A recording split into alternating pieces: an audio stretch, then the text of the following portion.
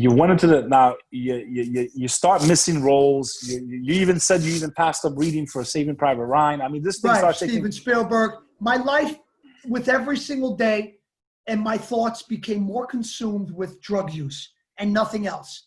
Not about no regard anymore for being. You're a full-blown addict. I mean, that's it. Yeah, no regard. All right. Well, let me break it down. I was using cocaine every weekend pretty much by like 1999, 2000.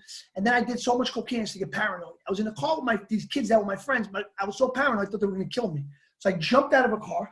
See this car? Yeah, that's crazy. I jumped out of a car doing 60 miles an hour. I destroyed my whole head. Where was that? What road were you on? Oh, we were out in Queens. It was during 2000, before the Subway series. We almost got killed by all these kids in a bar. I started a fight. It was only like 5 of us. I started a fight with everybody in the bar. Next thing you know, because these girls had Jeter jerseys on, and I'm a Mets fan. So I was drunk. I go in this place like an asshole, like a punk. And I told the girl, F Jeter, fuck him. Next thing you know, the whole place wants to kill me. So we're running outside this place. Right. So I'm running out the place, right? Were you on anything? Were you? Of course, bro. It was my friend's mother's 50th birthday. I must have drank about a bottle and a half of scotch, just myself. I snorted probably almost an 8-ball. I was insane by this point. By this point, I was insane. The horns were coming out little by little with every drink. So you guys get jumped. You get jumped in the bar. No, we didn't get jumped. We got away. Then we met up, and then I started getting scared in the car. Like these looked like they were looking at me, looked like they wanted to kill me. I jumped out of the car, I got all banged up. My friend took me to the hospital. Then I got staph infection. My head was all banged up. They started giving me painkillers. That's when I liked the painkillers. That's how it happened. And then I started taking these, and I'm like, wow, these things are great. Oh, my God, because cocaine, when you need liquor, stuff to go to sleep. This stuff helps you sleep. And you sleep better than you ever slept. It makes you itchy. It makes you really itchy, but it feels so good. Bro, half of the night I'm scratching my nuts, but it feels so good. I'm like, wow, I got the fan on over my head. I'm scratching my nuts and I'm sleeping. And I could have literally slept for like a month. That's how good it felt. I'm like, wow. And there's no repercussions. Like once it's over, it's over. So I was like, wow, this shit is good. So then I did it the next day, the next day, the next day, the next day. Now you were getting these pills prescribed to you, or were you getting them on the streets? Were you getting them on the streets, $20 a pill? No, not even close to the streets yet. They gave them to me. I was taking them. Then when I ran out, because I liked them, I knew my parents had them in the med, because you go to the dentist, he gives you, right, 10 of them. My parents, they take 1 or 2, they put it in the thing, they never look at it again. My brother too. I didn't realize that these things were gold. This is narcotics in my house. I didn't even know that. Believe me, I didn't know that. They would have been gone way before when I got them. So now I went and looked. I got a nice amount of pills, bro. I got like 50, 60 pills. I'm taking 3 or 4, 5.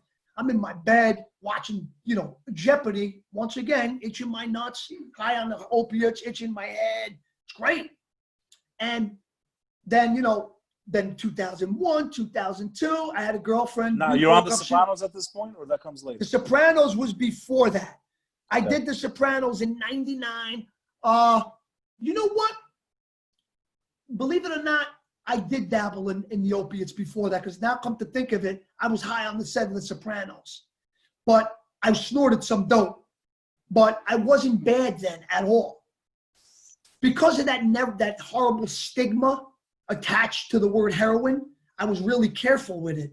But now I got these pills that make me feel just like that, but psychologically, I know it's not heroin. It's a pill that But meanwhile it is heroin. Right. It's crazy. It's a pill that the doctor prescribes to you. You know what I mean? And then I was going to rehab, and I remember even my Jewish lawyer, he rest in peace, I was in a drug program, and they found me dirty for the painkillers, right? Now, but they don't tell you it's painkillers. They said, you tested positive for opiates. My brother comes, wakes me up, because the lady from the place called, and my mother was mad, because they just told her, he's got, we found we found heroin in his urine, and blah, blah, blah, blah, blah, blah. So now my brother comes up in my room. He's like, yo, Lee, mommy just got off the phone with the lady from the rehab. He goes, she's mad, bro. I'm like, why? He goes, yo, they said they found heroin in your pits. I don't know. So I'm like, what? And I know I didn't do dope. But I I said, oh, all right, it's the pills I've been taking for my head. So I got that excuse. You know what I mean? So now my mother was crying. She goes, no, I don't believe you. Right? So there was, I mean, your parents, they knew you had addiction problems. They were trying to help you. They were trying to do whatever they could. I mean, at any point or no? Did they know? Or they knew I had a problem. They did the best they could as parents with no experience with drug addiction. But come in, like say, if you got an old school Albanian mother and father, you think they're gonna know what to tell their kids?